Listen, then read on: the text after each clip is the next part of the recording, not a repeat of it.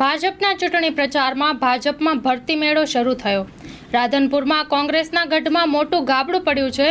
કોંગ્રેસના વર્ષો જૂના કાર્યકર્તાઓ કેસરીઓ ધારણ કર્યો છે।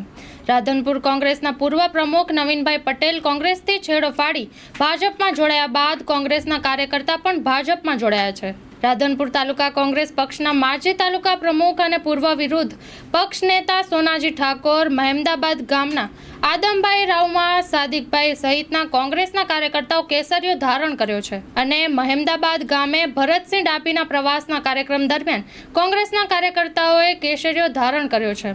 લોકસભાના ભાજપના ઉમેદવાર ભરતસિંહ ડાભીને આપ્યું સમર્થન।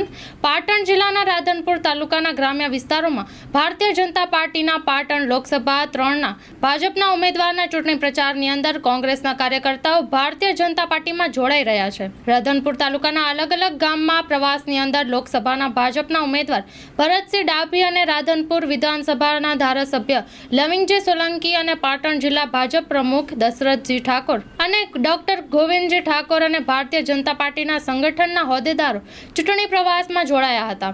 ભારતીય જનતા પાર્ટીને વિજય બનાવવા અપીલ પણ કરી હતી અને મોટી સંખ્યામાં કોંગ્રેસ છોડી ભાજપમાં કાર્યકર્તાઓ પણ જોડાયા હતા।